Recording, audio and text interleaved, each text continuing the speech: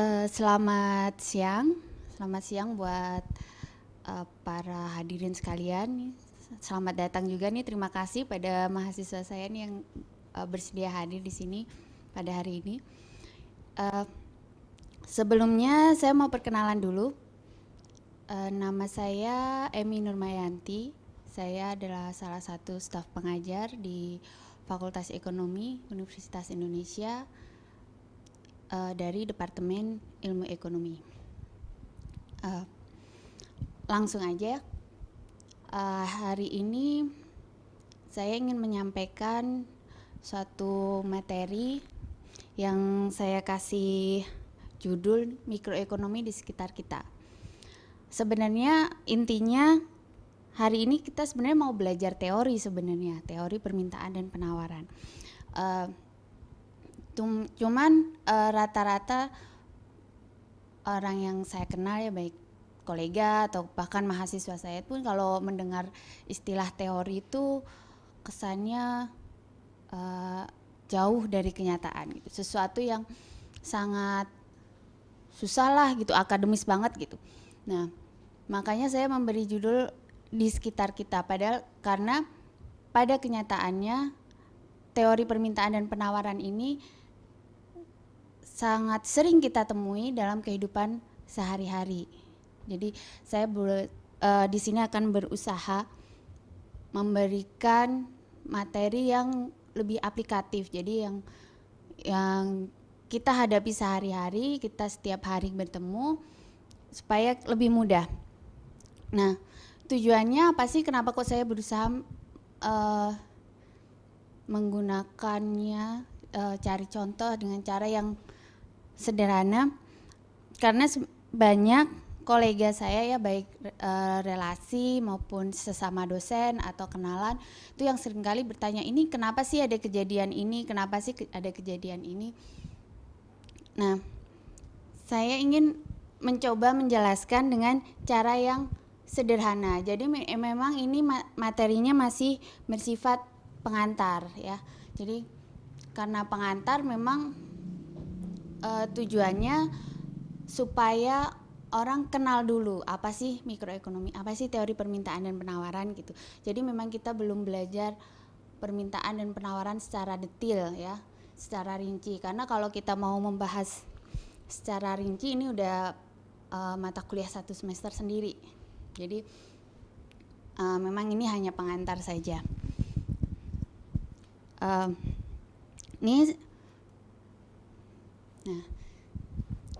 Ini salah satu contoh ya, beberapa contoh kejadian sehari-hari. Nih kebetulan saya itu ibu rumah tangga juga yang setiap pagi, hampir tiap pagi belanja ke tukang sayur. Banyak keluhan dari ibu-ibu rumah tangga, hari ini apa sih yang terjadi di pasar gitu. Waduh, harga tempe naik 25%, ini kalau nggak salah bulan September yang lalu. Kenapa sih gitu? Apa yang terjadi saat itu? Wah, jadinya hari ini kita tidak makan tahu sama tempe nih. Padahal tahu sama tempe itu adalah lauk yang favorit. Saya kayaknya kalau ke tukang sayur selalu ada tahu tempe dan kayaknya hampir selalu dibeli itu lauk. Nah, mari coba kita lihat. Ini ada beritanya. Ini berita dari Kompas kalau nggak salah, Liputan 6 ya. Kenapa sih kok nih harga tempe naik sampai 25%? Nah, ini ada beritanya, ada alasannya. Nah, nanti kita akan bahas kenapa sih kok bisa seperti itu, bagaimana mekanismenya, bagaimana teori menjelaskannya. Nah, kalau ini kayaknya masih minggu yang lalu. Ya, minggu-minggu terakhir inilah, seminggu 2 minggu terakhir. Ini karena masalah penyadapan Australia terhadap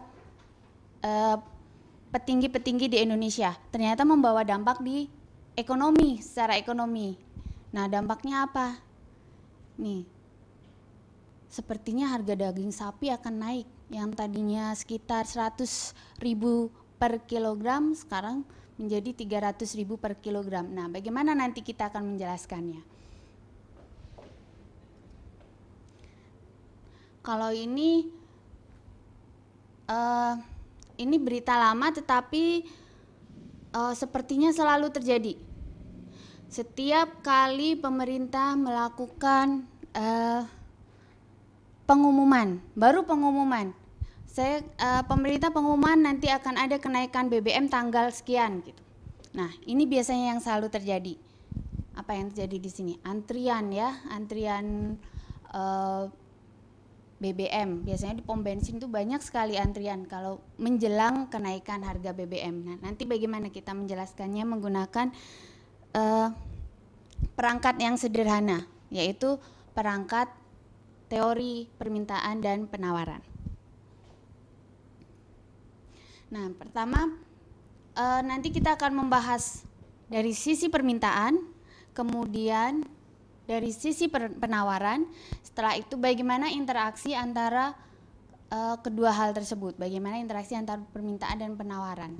Nah, kemudian nanti setelah kita pelajarin, kita akan coba menyelesaikan ketiga kasus tadi. Kita akan mencoba menjelaskan kenapa. Nah, dalam teori permintaan ada dua konsep. Yang pertama adalah jumlah yang diminta atau sering dibilangnya quantity demanded. Jumlah yang diminta ini adalah jumlah barang yang ingin dibeli oleh konsumen pada suatu tingkat harga tertentu, ya. Yang ingin dibeli. Belum tentu pasti dibeli, ya. Berbeda, ya, antara ingin dan akhirnya nanti yang dibeli. Tapi di sini adalah yang ingin dibeli oleh konsumen. Nah, konsep yang lain adalah kurva permintaan. Kurva ini adalah kurva menunjukkan hubungan antara jumlah barang yang ingin dibeli oleh konsumen dengan harga. Jadi hubungannya seperti apa? Kalau harga berubah, nanti jumlah barang yang dibeli berapa banyak berubahnya gitu. Okay. Nah, kita akan jelaskan satu-satu, ya. Ini contohnya. Contohnya skenario A, ketika harga 5.000, kita ingin membeli 11.000 barang permintaannya dari konsumen. Ini barang bisa contoh apa aja, ya. Nah, kemudian ketika harga 7.000, misalnya ini jumlah yang diminta 8.000. Kemudian skenario C, ketika harganya 9.000, jumlah yang diminta 6.000. Kemudian skenario D, ketika harganya 11.000, jumlah yang diminta berubah menjadi 3.500. Kemudian yang skenario kelima, harganya 13.000, jumlah yang diminta turun lagi menjadi 3.000. Nah, kelima skenario ini bisa kita gambar dalam hubungan antara harga dan jumlah yang diminta. Nah, tabel seperti ini sering disebut sebagai demand schedule. Nah, sekarang kita lihat bagaimana hubungannya. Nah, ini tadi skenario A, ya. Ini dalam ribuan. Ribuannya saya hilangkan karena kalau di tabel ada ribuannya terlalu mepet, tidak kelihatan, jadi saya hilangkan ribuannya. Nah, tadi di tabel sebelumnya ketika harganya 5.000 skenario A, jumlah yang diminta adalah 11.000. Nah, ini skenario B, ketika harganya 7.000, jumlah yang diminta 8.000. Ini skenario C. Ini yang D, dan yang terakhir nih skenario E, ketika harganya 13.000, jumlah yang diminta adalah 3.000. Nah, kalau kita hubungkan ke 5 titik ini, nah, hasilnya akan menjadi kurva permintaan. Nah, jadi ada bedanya. Nah, quantity demanded atau jumlah yang diminta itu adalah titik-titik ini. Titik A, titik B, titik C itu adalah jumlah yang diminta. Sementara kurva permintaan itu adalah keseluruhan garis yang menghubungkan antara harga dan jumlah yang diminta ya. Jadi ada perbedaan kalau jumlah yang diminta itu adalah titik-titik sepanjang kurva di dalam kurva, sedangkan kurva permintaan itu adalah kurva secara keseluruhan. Nah, kalau dilihat tadi hukum permintaan adalah ketika harganya naik, jumlah yang diminta turun ya. Ini adalah hukum permintaan. Begitu juga sebaliknya. Berarti kalau sebaliknya gimana? Ketika harga turun, jumlah yang diminta akan naik. Nah, di sini ada poin penting yang perlu kita perhatikan dalam kurva permintaan. Keinginan membeli di sini bukan cuma sekedar keinginan kosong ya, tetapi dia juga disertai dengan kemampuan membeli. Kalau ditanya berapa sih keinginan Anda misalnya makan bakso hari ini, kalau yang hobi bakso misalnya bisa sehari saya mau makan bakso 10 mangkok gitu. Tetapi dia memang punya uang untuk 10 mangkok bakso enggak? Punya enggak gitu uangnya 10 mangkok bakso. Misalnya bakso harganya 10.000, kalau 10 mangkok berarti 100.000. Nah, punya enggak uang 100.000? Kalau dia hanya punya uang 50.000, maka itu tidak bisa dimasukkan ke dalam kurva permintaan ya. Jadi bukan keinginan kosong ya. Jadi keinginan membeli tersebut harus disertai juga dengan kemampuan membeli. Jadi kalau misalnya saya punya uang 100.000, ditanya berapa keinginan kamu membeli, kalau harga baksonya 10.000, saya ingin membeli 10 mangkok. Kalau harganya naik menjadi 15.000, saya ingin membeli 5 mangkok. Karena uang saya kan 100.000, cukup untuk membeli itu ya. Jadi bukan keinginan yang kosong. Nah, sebenarnya ini juga ada materi tersendiri untuk menurunkan bagaimana kurva demand itu kita peroleh. Itu nanti ada dalam materi yang lebih lanjut lagi, namanya consumer behavior ya. Kalau di sini kita belum membahas sejauh itu. Nah, ini ada beberapa faktor penentu permintaan. Maksudnya adalah apa saja sih yang mempengaruhi permintaan? Kenapa kok permintaan bisa naik atau bisa turun?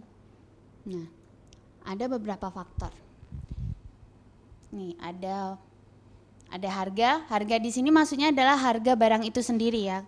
Jadi kalau kita membahas permintaan akan bakso, ya berarti harga bakso. Kemudian pendapatan, selera, kemudian populasi, harga barang lain yang berkaitan, dan kemudian ekspektasi. Nah, nanti kita akan membahas ini satu persatu. Nih, yang pertama adalah harga. Bagaimana pengaruh harga barang itu sendiri terhadap permintaan suatu barang ya. Tadi sebenarnya udah kita lihat ya waktu di demand schedule, ketika harga naik berarti kan lebih mahal ya.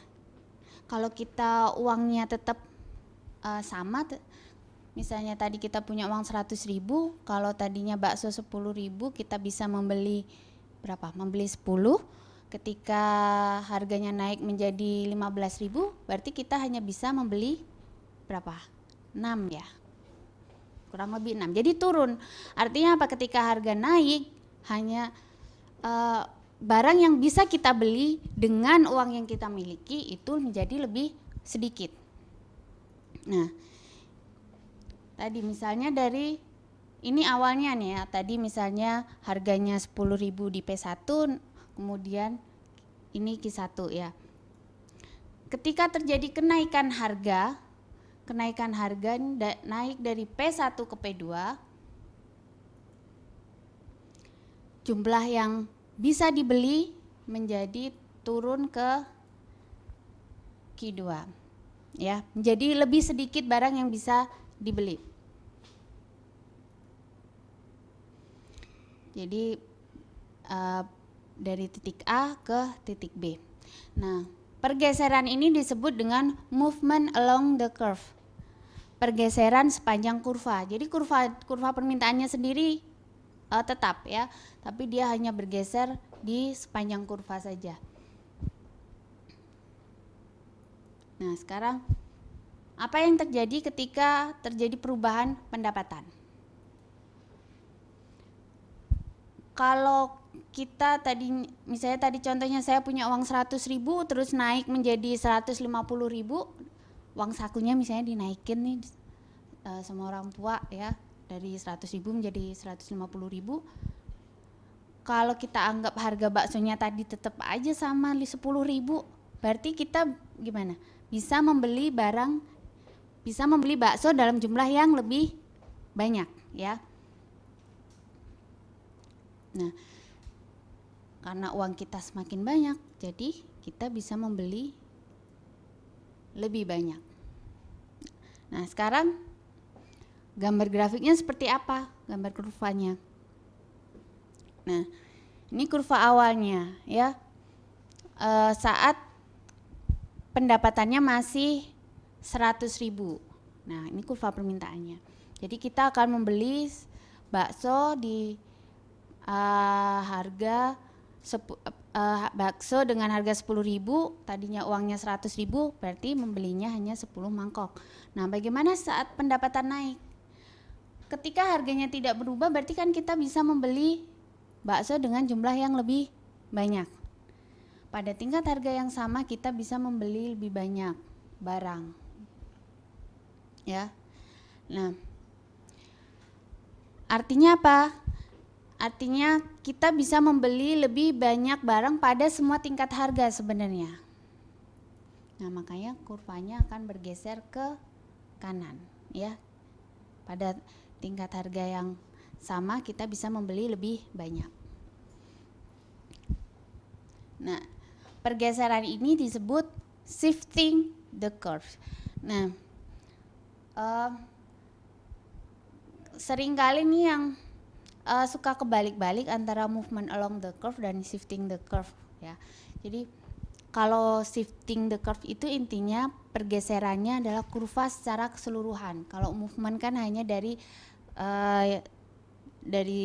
titik di sepanjang kurva yang sama. Kalau di shifting itu geser secara keseluruhan. Nah, sekarang selera.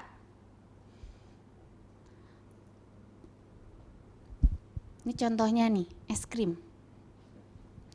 Apa yang terjadi dengan permintaan es krim saat musim kemarau? Kalau musim kemarau panas ya. Kalau panas kita kayaknya seneng ya makan yang dingin-dingin itu seger gitu. Nah, jadi akibatnya permintaan es krim akan naik. Nah, sekarang kalau beda musim bagaimana? Nih, sekarang bulan-bulan sekarang nih ya, bulan-bulan Oktober, November, ini curah hujan kita mulai tinggi. Nah, bagaimana dengan permintaan es krim? Nah, karena musim hujan kita di sini dingin, jadi kalau makan kayaknya lebih seneng kalau makanan yang anget-anget ya, bakso gitu, soto. Kalau makan es krim kayaknya malah tambah kedinginan. Jadi permintaan es krim akan turun. Nah, itu kenapa kok selera itu bisa mempengaruhi permintaan. Nah, ini contohnya. Ya. Jadi saat musim kemarau karena panas ya. Jadi permintaan es krim akan meningkat. Nah, kalau musim kemarau berarti pengaruhnya nanti akan sebaliknya. Kurva permintaannya akan bergeser ke kiri.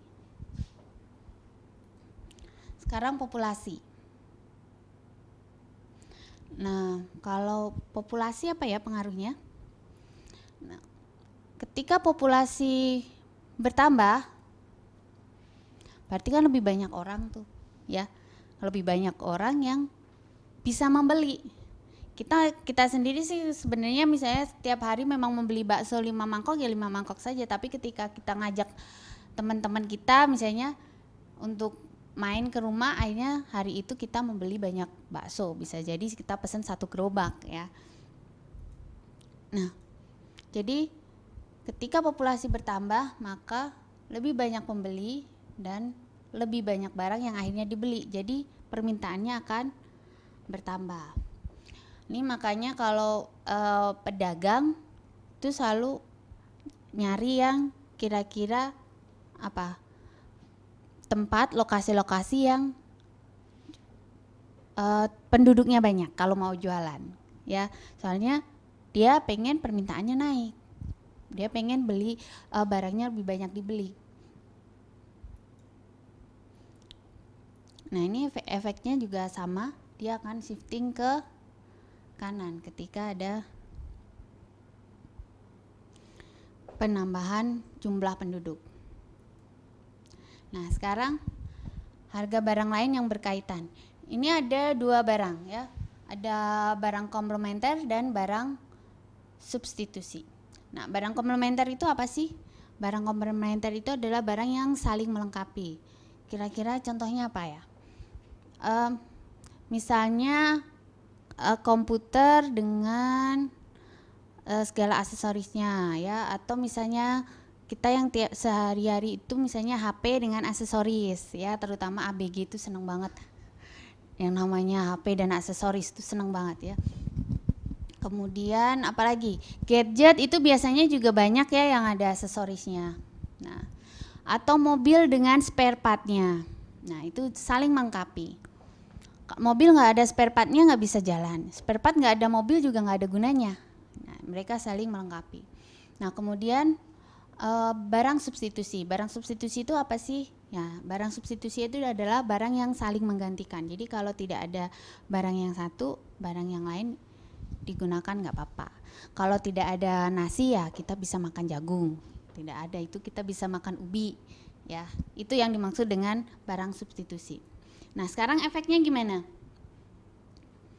terhadap permintaan? Nah, ini barang komplementer. Ketika harga barang komplementernya turun, permintaan barang akan komplementernya naik, permintaan barang tersebut akhirnya naik. Nah, ini agak bingung ya. Mungkin nanti kita pakai contoh saja. Ini misalnya mobil dengan spare partnya. Misalnya harga spare partnya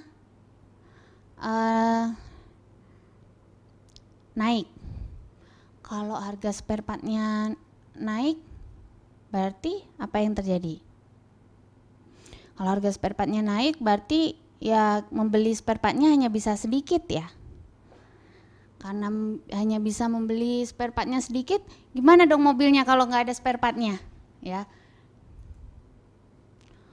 Oh, kalau ini kasusnya harga spare partnya turun. Kalau harga spare partnya turun, apa yang terjadi? Sebaliknya, harga spare partnya turun, berarti lebih murah ya, bisa membeli spare part. Nah, bisa jadi nanti permintaan akan mobilnya juga naik. Nah, ini kalau dalam dunia nyata biasanya, ini kalau anak-anak nih yang cowok-cowok ya kan, suka otomotif ya. Biasanya kalau mobil mewah harganya mahal, biasanya spare partnya itu hubungannya juga sama, biasanya relatif mahal juga ya, terutama mobil mewah yang misalnya yang produk Eropa itu kan sangat jarang, biasanya bahkan bengkelnya aja susah dicari. Nah, itu biasanya mahal juga spare partnya.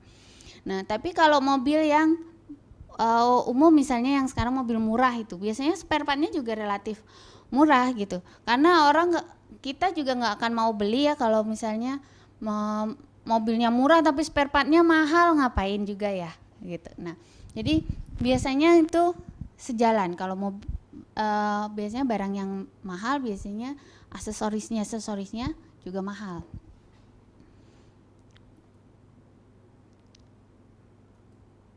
Nah, sekarang barang substitusi. Kalau harga barang substitusinya naik, permintaan barang substitusinya turun, sehingga nanti permintaan barang tersebut akan naik. Nah, kan lebih mudah dengan contoh. Ini misalnya dulu saat konversi gas ya, tahun lalu kalau nggak salah, ini peningkatan harga minyak tanah. Nah, apa yang terjadi pada permintaan gas? waktu itu di tempat saya saja harga minyak tanah itu mencapai hampir 10.000 per liter, 9.000 sampai 10.000 per liter. Jadi mahal karena memang pasokannya dikurangin, jadi harganya hanya mahal. Nah karena harganya mahal, mau nggak mau rumah tangga harus mencari alternatif yang lebih murah. Kenapa? Karena minyak tanah itu kan dipakai sehari-hari ya. Setiap hari masak, nggak mungkin kita nggak masak. Jadi harus cari alternatif selain minyak tanah yang bisa digunakan.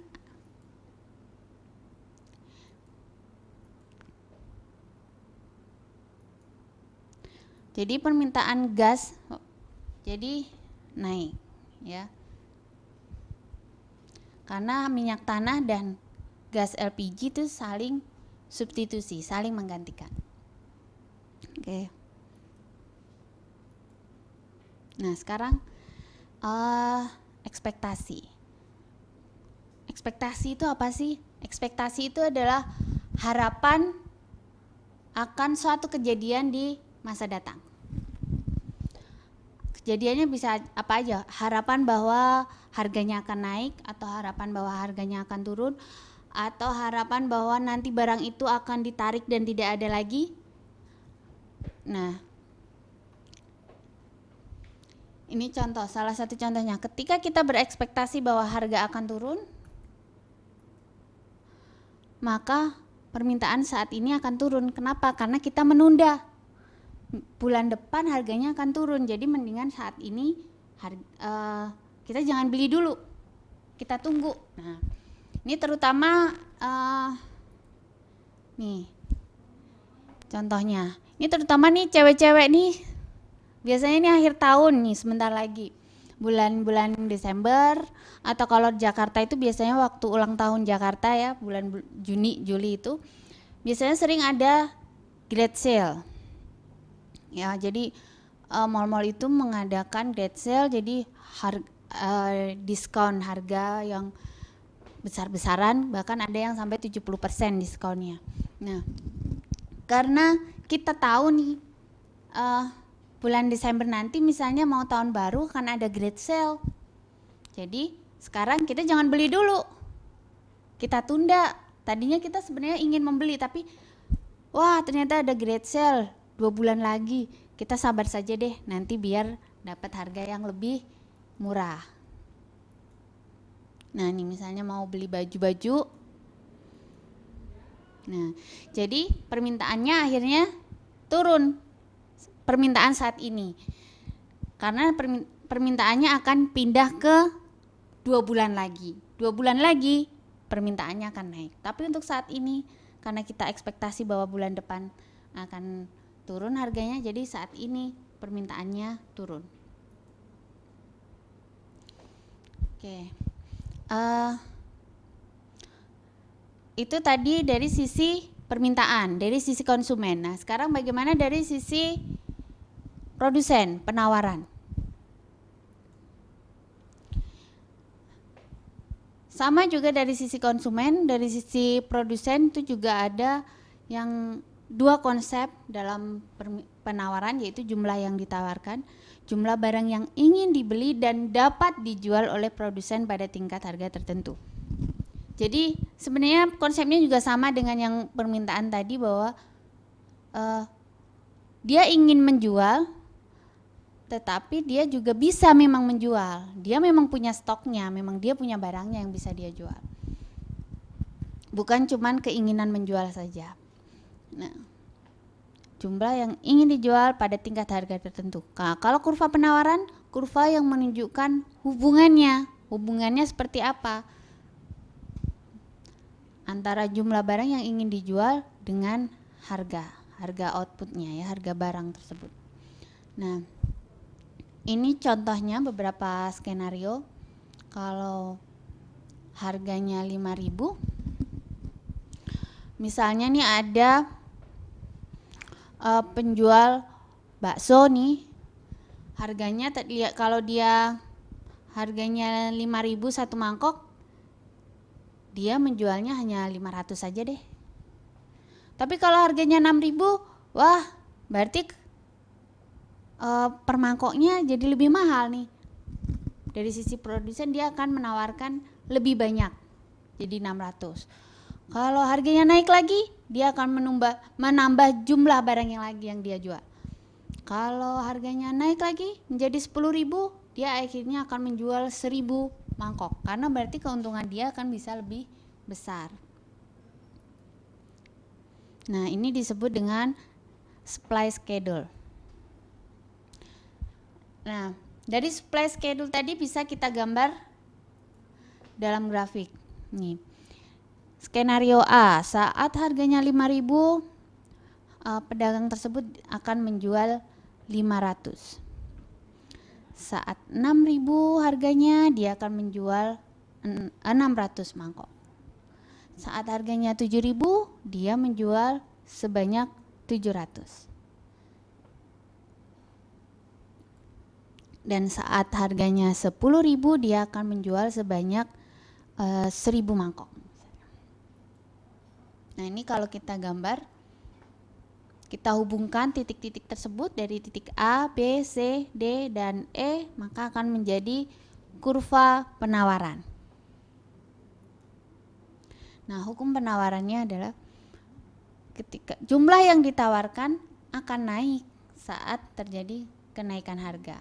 Sebaliknya, ketika harganya turun, maka produsen akan menjual barang lebih sedikit. Nah, sekarang faktor-faktor apa saja sih yang bisa menentukan jumlah penawaran? Nah, ada beberapa. Yang pertama adalah harga barang itu sendiri. Kemudian yang kedua adalah harga bahan baku. Harga bahan baku itu artinya adalah inputnya ya, apa saja yang dipakai untuk membuat barang tersebut. Misalnya kalau bakso berarti ya bahan bakunya adalah ada daging, ada tepung, ada sayur, ada bumbu-bumbu seperti itu. Nah, kemudian jumlah produsen dan teknologi. Nah, sekarang mari kita bahas ini satu persatu.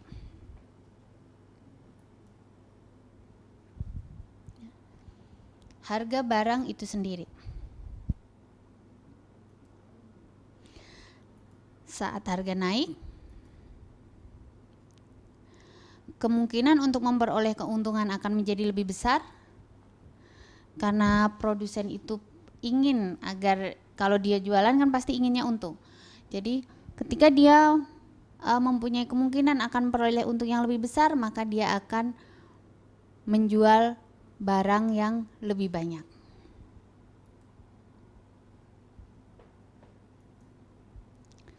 Nah, apa yang terjadi saat harga naik?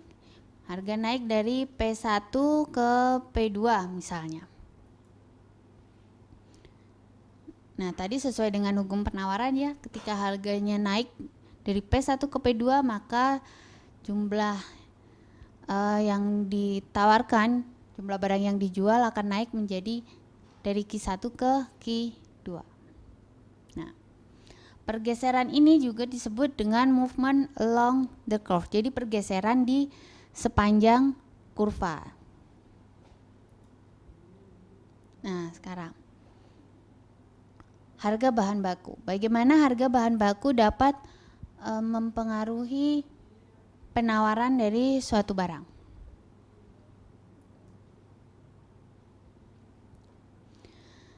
Ketika harga bahan baku naik,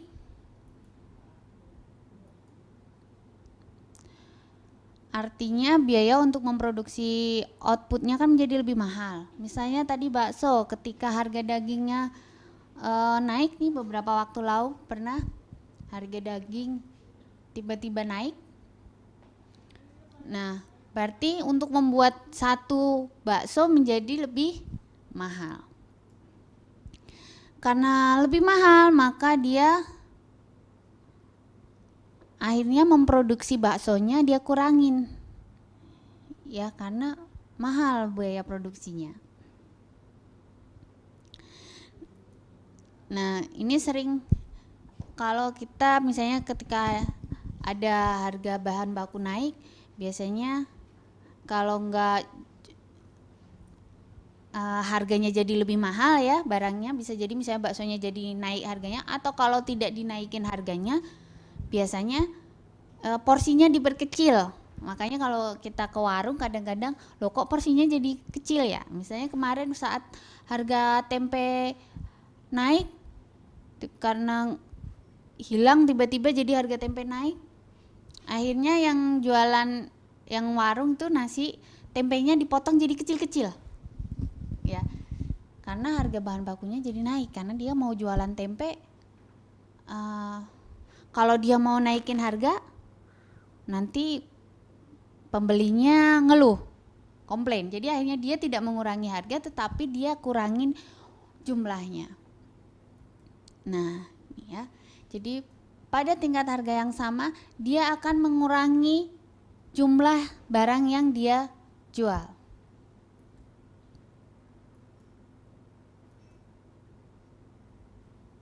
Nah, jadi kurva penawarannya akan bergeser ke kiri karena dia menjadi lebih sedikit barang yang dia jual dengan harga yang sama. Ya kayak tadi contohnya ya, tempenya dipotong jadi lebih kecil.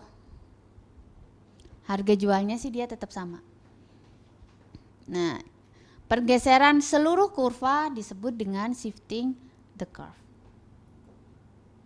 Sekarang bagaimana dengan penambahan jumlah produsen? Kalau produsennya bertambah, berarti kan semakin banyak yang bisa jualan di situ, ya. Kalau kantin isinya hanya 1 pedagang dengan kantin yang isinya 10 pedagang tentu beda ya. Yang dijual pasti akan lebih banyak yang 10 pedagang.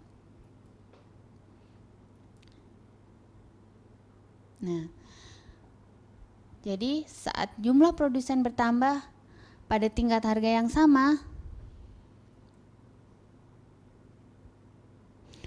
kurva penawarannya akan bergeser ke kanan karena akan lebih banyak yang dijual.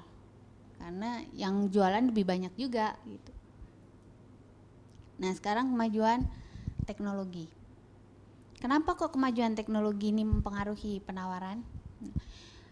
Biasanya kalau teknologi lebih maju, jarang ya kemajuan teknologi malah menyebabkan inefisiensi, itu jarang. Biasanya kalau kemajuan teknologi pasti perusahaan itu jadi lebih efisien dalam memproduksi barang atau jasa. Karena dia lebih efisien itu berarti dia biaya yang dia pakai lebih sedikit ya. Biaya yang dia gunakan untuk memproduksi lebih sedikit. Jadi barang atau jasa yang diproduksi juga lebih banyak. Ini contohnya banyak sekali ya. Ada penemuan mesin jahit, penemuan komputer. Dulu ngetik pakai mesin ketik dan sekarang mengetik dengan komputer kecepatannya berbeda ya. Lebih efisien sekarang. Dulu pakai mesin ketik di kelurahan cetak gitu. Sehari cuma bisa berapa halaman. Kalau salah di tip X. Kalau tidak diulangin lagi ya. Tapi begitu ada penemuan komputer, kita bisa mengetik dalam jumlah yang lebih banyak. Kalau salah bisa diedit, ya lebih mudah. Jadi dalam waktu yang sama kita bisa memproduksi lebih banyak. Sama juga dengan misalnya contohnya mesin jahit. Ya, menjahit tangan dengan menjahit mesin beda ya. Kalau menjahit tangan sehari belum tentu satu baju selesai. Tapi kalau dengan mesin jahit sehari bisa beberapa baju. Nah, jadi kemajuan teknologi biasanya akan menyebabkan penawaran barang menjadi naik.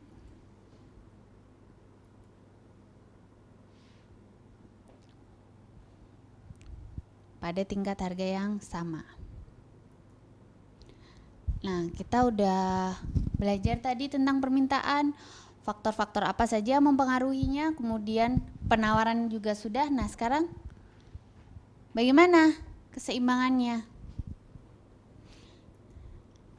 Keseimbangan di sini adalah interaksi antara permintaan dan penawaran. Kita ingin membeli sesuatu, kalau nggak ada yang jual, percuma. Penjual ingin menjual sesuatu, kalau tidak ada yang beli juga percuma. Maka harus ada interaksi antara konsumen dan produsen, antara pembeli dan penjual. Nah, interaksi ini nanti yang akan menentukan harganya. Contoh yang paling gampang itu adalah di pasar ya. Kalau di pasar,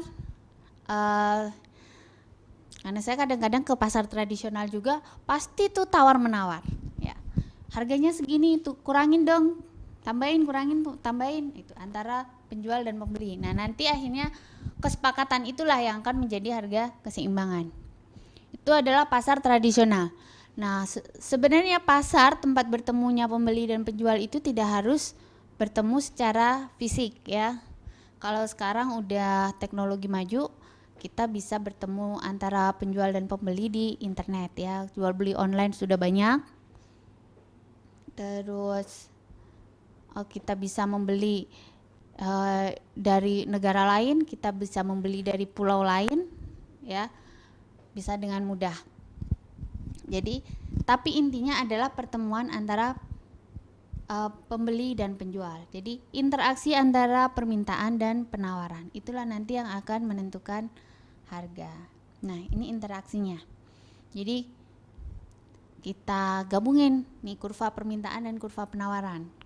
Kalau kurva di permintaan tuh D ya, D itu adalah demand atau kurva permintaan, dan S itu adalah kurva supply atau penawaran.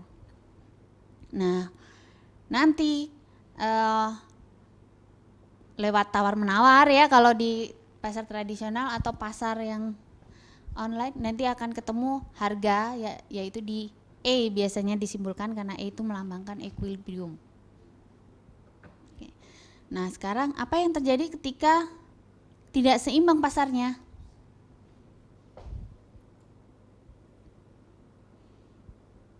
Nah, nih misalnya tidak seimbang itu misalnya harganya di P1. Nih harganya di P1 ya. Nah, ketika harganya lebih besar, lebih tinggi daripada harga keseimbangan yaitu harga di P1. Nah, pada harga P1 ini dari sisi pembeli dia hanya ingin membeli sebesar Q1. Dia maunya membeli hanya Q1 karena terlalu mahal. Nah, kalau dari sisi produsen, dari sisi suppliernya, karena harganya tinggi dia ingin menjual sebesar Q2. Yang satu ingin jualan sebesar Q2, tapi yang satu dari sisi pembelinya dia hanya ingin membeli sebesar Q1. Nah, ini yang disebut dengan adanya surplus ya. Jadi kalau dari sisi produsen akhirnya dia nggak banyak nih barang yang bisa dia jual ya. Ya gimana dong nih kalau nggak banyak yang dia jual, nanti rusak dong barangnya gitu ya. Kalau baju nanti trennya udah berubah lagi, kalau makanan nanti basi kalau nggak terjual. Nah, caranya gimana supaya barang-barang itu terjual? Nah, ya akhirnya ada tekanan untuk menurunkan harga supaya dibeli oleh lebih banyak pembeli. Jadi dia akhirnya mau nggak mau harganya harus diturunkan ya. Makanya kadang-kadang great sale itu juga atau kadang-kadang istilahnya cuci gudang ya. Cuci gudang tuh kenapa? Karena mungkin sisa-sisa kemarin daripada tidak terjual, ya udah dijual deh tapi harganya diturunkan supaya ada yang beli. Karena kalau tidak terbeli barangnya juga bisa rusak, sayang juga buat dari sisi produsen. Dalam kenyataan seperti itu, makanya sering kali ada istilah cuci gudang, ayo cuci gudang gitu. Karena saat memproduksi barang tersebut dia sudah mengeluarkan biaya untuk membeli kan. Ketika dia udah membeli terus nggak dijual kan sayang. Lebih baik dia untung walaupun sedikit tetapi terbeli, jadi menutupi biaya ketika dia produksi. Nah, karena harga turun, jadi pembeli bisa membeli lebih banyak output. Jadi nanti akhirnya akan mendorong ke harga keseimbangan. Yaitu di E ini ya. Nah, sekarang defisit. Defisit itu apa? Defisit itu ketika apa yang terjadi ketika harga barang itu di bawah harga keseimbangan. Ini di P1. Jadi harganya di bawah harga keseimbangan. Nah, pada harga P1 ini sebaliknya nih, ini kan murah berarti ya. Pembeli ingin membeli sebesar Q2. Ya, banyak sekali yang ingin dia beli sebesar Q2. Sementara dari sisi produsen ini terlalu kecil nih, harganya terlalu murah. Jadi dia hanya bersedia menjual sebesar Q1. Nah, apa akibatnya? Akibatnya terjadi defisit atau kelebihan permintaan, istilahnya excess demand, kelebihan permintaan atau defisit. Kalau permintaannya terlalu banyak sementara yang jual sedikit, nah apa yang terjadi? Barang itu menjadi rebutan, ya. Karena dia jadi rebutan, banyak yang ingin beli, akhirnya produsennya jadi bisa jual mahal nih. Dia naikin harganya, ya, akan mendorong pasar untuk menaikkan harga. Naik dari P1 ke P. Nah, akhirnya nanti ke equilibrium lagi.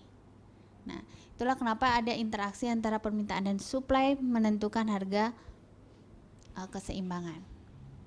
Nah, harga keseimbangan ini kalau dalam ekonomi kita sebut sebagai market clearing. Kenapa kok dia dianggap market clearing? Karena dia mengclearkan pasar, ya, tidak ada defisit dan tidak ada surplus. Jadi pasarnya jadi clear. Nah, makanya disebut dengan market clearing price biasanya. Nah, sekarang apa yang terjadi apabila ada perubahan pada salah satu kurva? Apa yang terjadi ketika kurva permintaannya naik?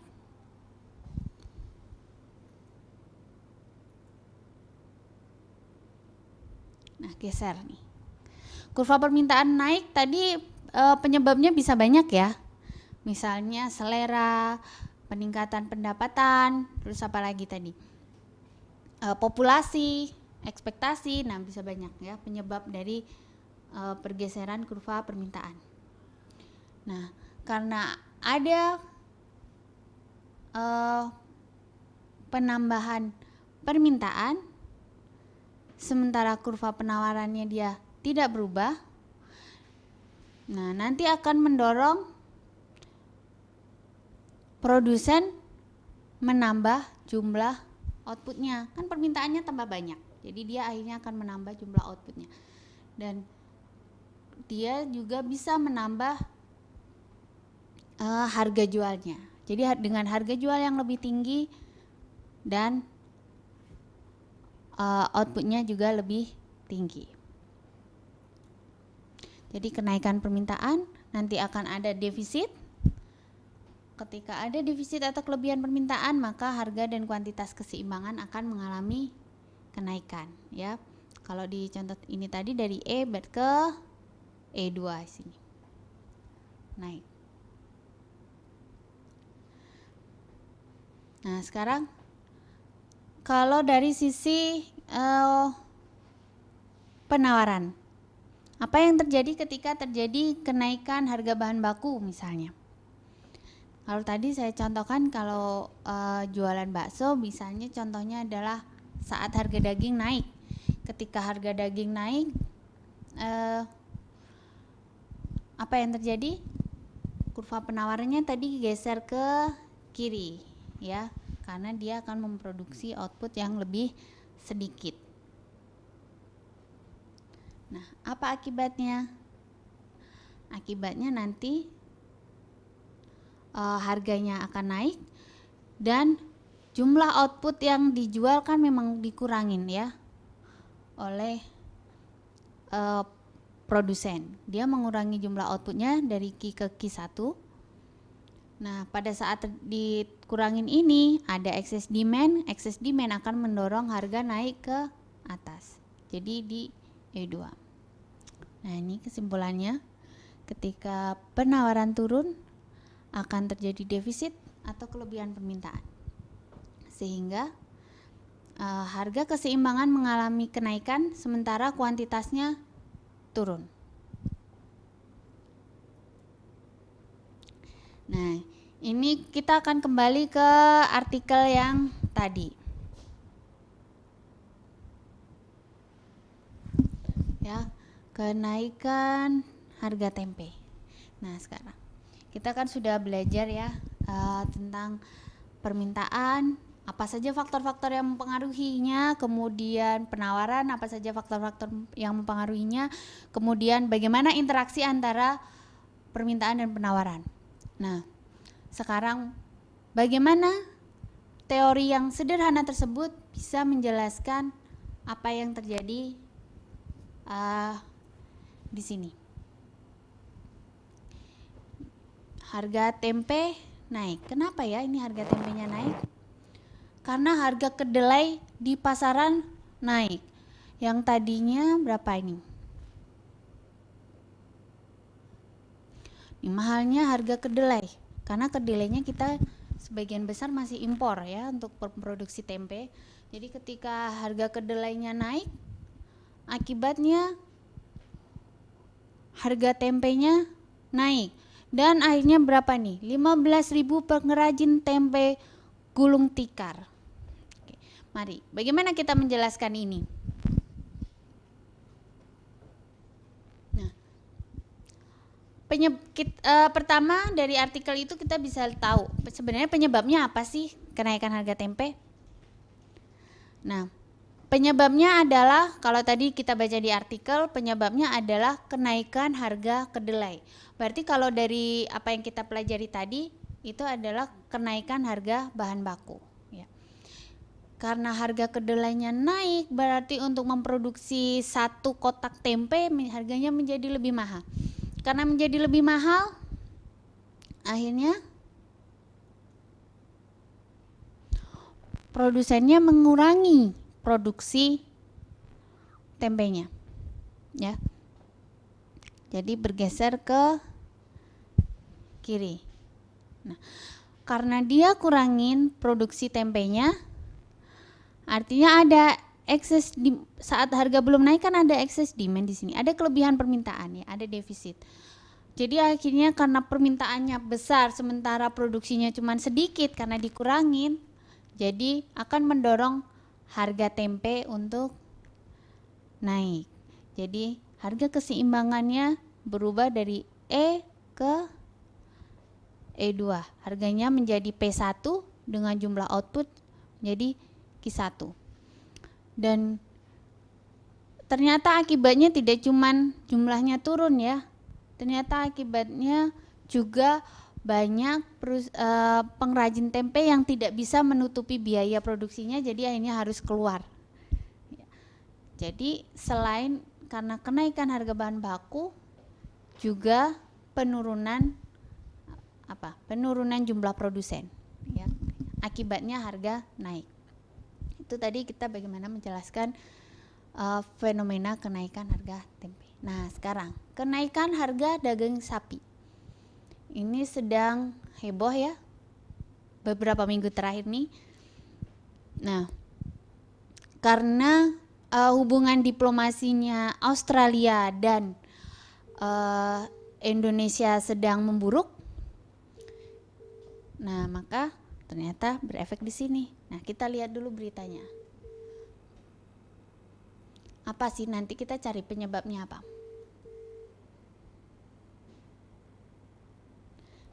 Australia adalah mitra strategis Indonesia dalam sektor perdagangan ini ya, dan perdagangan daging sapi.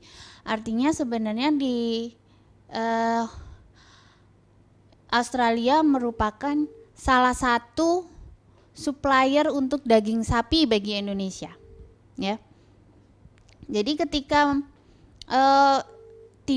Indonesia memutuskan hubungan, dia tidak mau lagi nih membeli sapi dari Australia. Akibatnya apa kalau dia tidak mau membeli sapi dari Australia? Nah, mari kita lihat grafiknya, apa yang terjadi. Nah, karena Australia adalah salah satu supplier untuk daging sapi, kalau tadi di teorinya seperti apa? Penurunan jumlah produsen akan menyebabkan kurva penawarannya bergeser ya, turun, akan mengakibatkan penawarannya turun. Nah, karena penawarannya turun, sementara Australia itu cukup besar ininya, volume perdagangannya dengan Indonesia untuk daging sapi, jadi pasti pengaruhnya juga cukup besar. Nah, jadi ketika penawaran daging sapinya turun, sementara permintaannya tidak berubah, akan ada kelebihan permintaan. Kalau permintaannya banyak, sementara daging sapi yang ada di pasaran sedikit, rebutan, ya, rebutan. Akhirnya mendorong harga menjadi naik, mendorong harga dari P1 ke P2, dan jumlah yang ditawarkan dan jumlah yang bisa dibeli juga turun menjadi Q1 di sini ya. Jadi ternyata harga daging sapi itu akibatnya, dan seperti inilah bisa menjelaskan ya teori. Oke. Nah, kemudian yang ketiga, antrian di pom bensin. Antrian di pom bensin, padahal ini baru menjelang kenaikan harga BBM. Jadi ini pemerintah mengumumkan nih besok akan naik harga BBM-nya. Terus apa hubungannya dengan antrian? Nah, bahkan sampai pemerintah harus menambah pasokannya pada hari itu untuk mencukupi permintaan dari permintaan BBM harian ya, karena takut kehabisan pasokan. Jadi antriannya sampai panjang. Ada yang antriannya sampai 2 km, ada yang sampai berapa kilometer gitu ya. Nih, penyaluran premium dari menjadi 90.000 kiloliter per hari.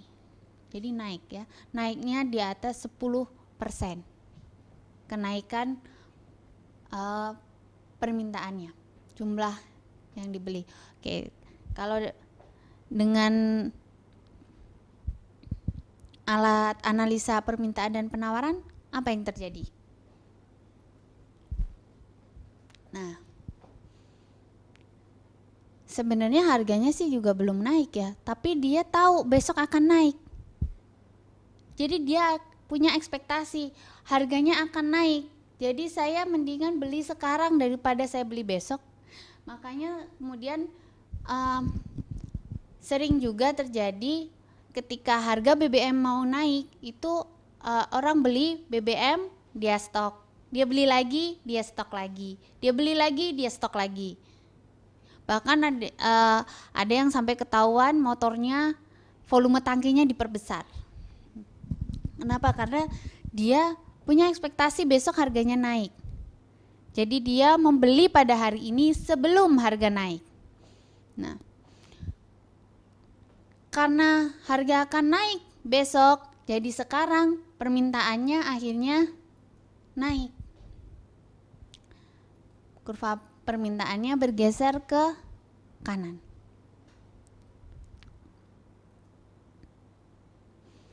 Nah, jadi kalau mau mengikuti mekanisme pasar harusnya harganya naik menjadi P1 dan jumlah yang dibeli atau dijual ya, jumlah yang keseimbangannya harusnya Q1.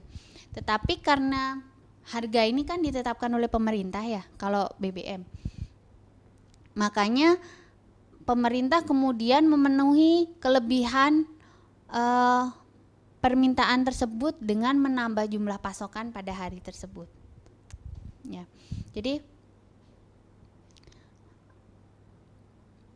akhirnya ya permintaannya hari itu menjadi banyak dan mau nggak mau pemerintah akhirnya menambah pasokan BBM-nya. Nah, oke. Jadi ternyata teori itu permintaan dan penawaran ternyata sangat aplikatif ya. Bisa sebenarnya menjelaskan kejadian-kejadian yang ada di sekitar kita. Bukan sesuatu materi yang susah itu. Ada beberapa teman yang terutama yang bukan dari Fakultas Ekonomi itu menganggap bahwa ilmu ekonomi itu sangat teoritis sekali, ilmu yang di atas awan jadi susah. Nah, ini saya mencoba untuk menjelaskan bahwa sebenarnya enggak kok. Ilmu ekonomi itu bisa untuk menjelaskan segala kejadian sehari-hari. Nah, tapi karena ini memang materinya masih pengantar, jadi memang ada beberapa kejadian yang tidak bisa dijelaskan dengan teori yang sesimpel ini, ya. Karena teori permintaan dan penawaran pun nanti akan ada lagi penjelasan lebih lanjut ketika misalnya ada masalah ada perdagangan, atau misalnya ternyata seperti UMR itu kan bukan harga keseimbangan sebenarnya. Nah, itu bagaimana? Nah, itu akan dijelaskan pada materi yang lebih lanjut tentang teori permintaan dan penawaran. Bagaimana menurunkan permintaan, bagaimana menurunkan penawaran gitu. Bagaimana perilaku produsennya, bagaimana perilaku konsumennya. Nah, tapi intinya materi saya hari ini lebih untuk pengenalan supaya kita semua menjadi lebih kenal lagi dengan ilmu ekonomi, bahwa sehari-hari pun kita bisa menjelaskan kejadian-kejadian di sekitar kita dengan ilmu ekonomi. Karena kalau kita tahu bagaimana menjelaskannya, berarti kita tahu apa masalahnya. Kalau kita tahu apa masalahnya, kita tahu bagaimana mencari solusinya. Kalau kita tidak tahu apa masalahnya, kita tidak bisa mencari solusinya. Oke. Demikian materi dari saya. Terima kasih. Saya harap materi ini dapat membantu dan juga memberikan wawasan pada siapapun juga, tidak harus yang dari ilmu ekonomi, mau dari bahkan ibu rumah tangga pun saya harap bisa memahami materi yang saya sampaikan hari ini. Oke, demikian tadi materi dari saya. Mungkin ada yang mau bertanya, silahkan. Ya, Assalamualaikum warahmatullahi wabarakatuh. Perkenalkan, nama saya Gary Putra Perdana dari Akuntansi 2012. Jadi tadi kan Ibu udah menjelaskan tentang movement sama shifting dari kurva permintaan dan penawaran.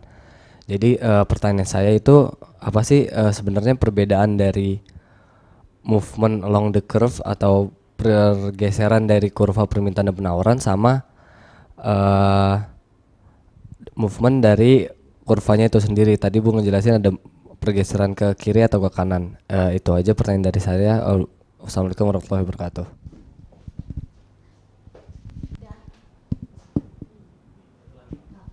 Oke, kalau ada pertanyaan lagi. Terima kasih atas kesempatannya. Saya Ayu Rifa dari Fakultas Hukum 2010. Yang ingin saya tanyakan cukup sederhana, Bu. Apakah ada pengecualian untuk hukum permintaan? Maksud saya ada nggak barang-barang yang malah mengalami kenaikan permintaan di saat harga barang itu naik?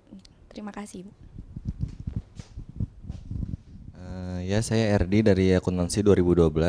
Saya ingin mengajukan pertanyaan terkait dengan fenomena kenaikan harga bahan baku tempe dan tahu, yaitu kedelai, dengan dengan para pedagang yang gulung tikar. Nah, kenaikan harga bahan baku itu kan membuat penawarannya kan berkurang kan, atau bergeser ke kiri. Nah, tapi ada pedagang yang memilih untuk gulung tikar, sementara masih ada pedagang yang survive atau bertahan di pasar itu sendiri. Nah, apa sih yang membedakan antara pedagang itu gulung tikar sama yang pedagang yang bertahan gitu. Kenapa ada yang gulung tikar, kenapa ada yang masih bertahan? Ya, terima kasih.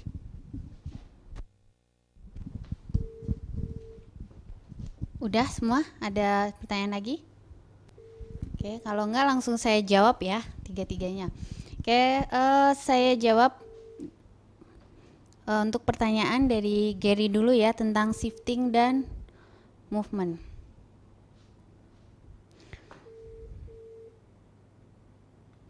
Nah, shifting dan movement tadi saya jelaskan di awal ya, apa sih bedanya shifting dan movement. Nah,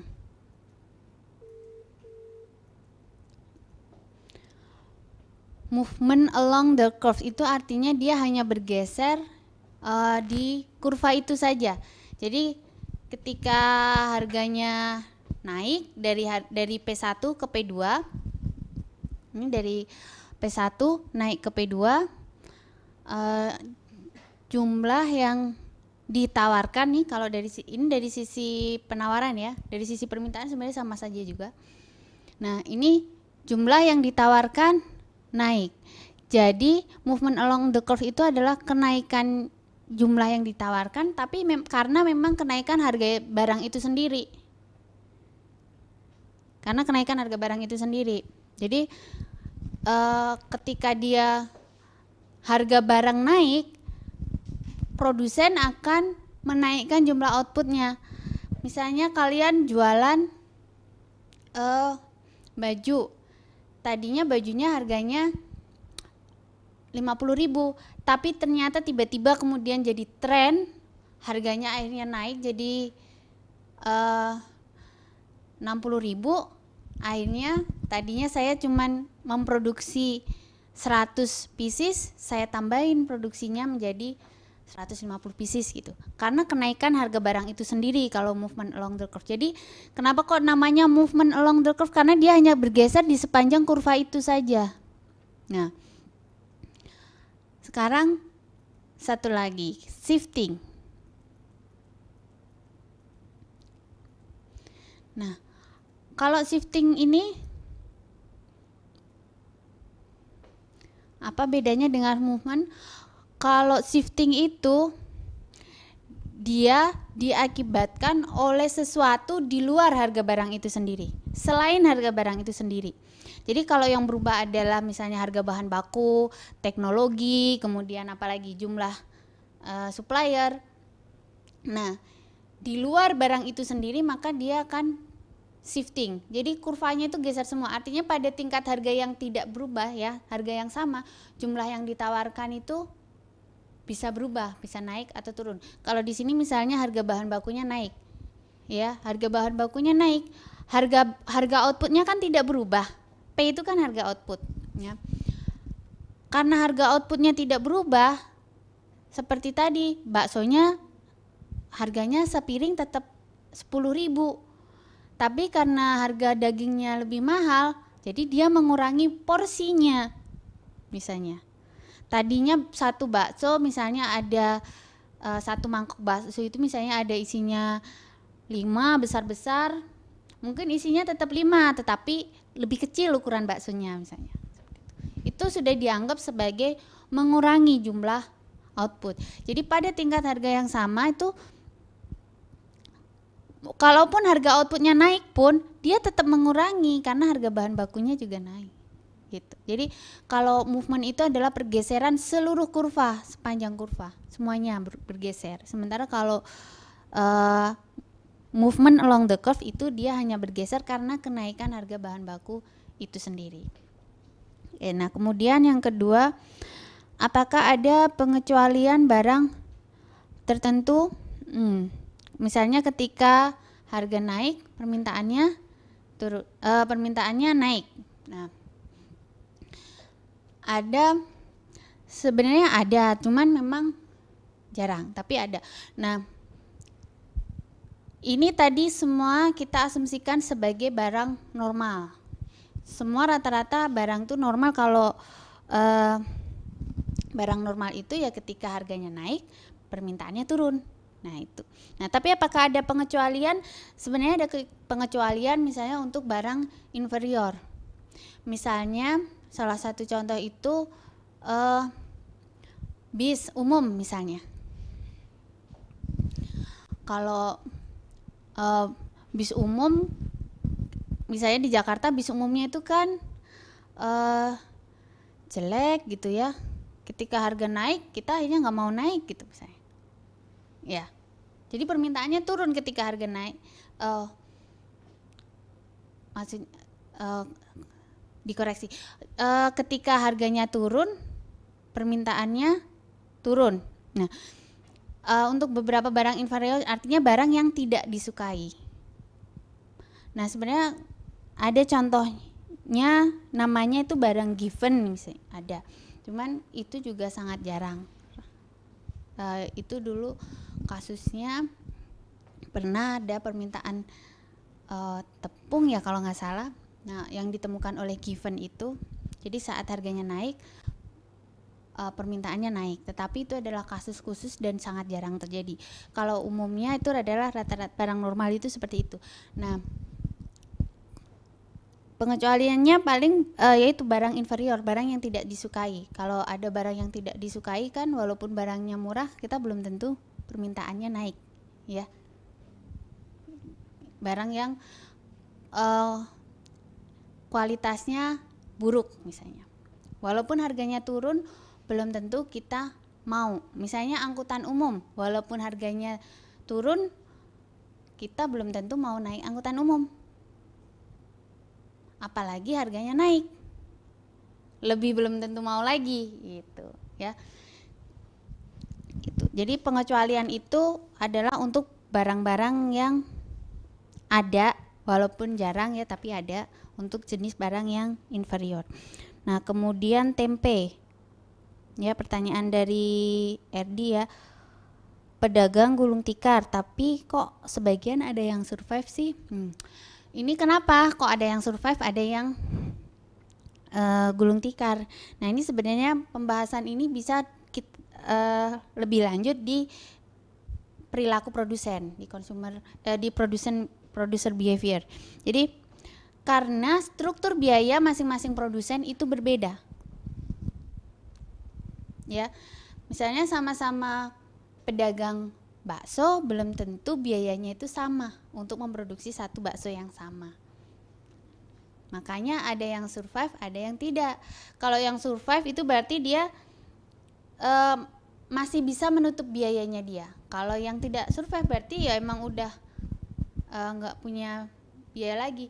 Sama misalnya kayak biasanya pengusaha yang bermodal besar itu lebih survive daripada pengusaha yang bermodal kecil. Kenapa? Karena dia kemampuannya berbeda memang, ya. Jadi orang yang dengan sumber daya yang besar dan perusahaan dengan sumber daya besar dan perusahaan dengan sumber daya kecil pasti berbeda. Misalnya kalau perusahaan yang tadinya ada, misalnya yang tempe ini ada yang sewa tempatnya, tapi ada yang punya sendiri, kan struktur biayanya beda. Kalau yang sewa berarti kan dia harus membayar sewa, pasti biayanya lebih mahal untuk memproduksi satu kotak tempe. Tapi kalau yang dia punya rumah sendiri misalnya, dia tidak perlu bayar sewa. Jadi walaupun misalnya ada kenaikan harga bahan baku, tapi biayanya yang dia butuhkan tidak setinggi produsen lain, pengrajin lain yang struktur biayanya tinggi. Jadi karena memang ada perbedaan struktur biaya antar produsen, ya. Oke, ada pertanyaan lagi atau masih kurang jelas? Udah? Oke, kalau udah tidak ada pertanyaan lagi, cukup sekian. Terima kasih.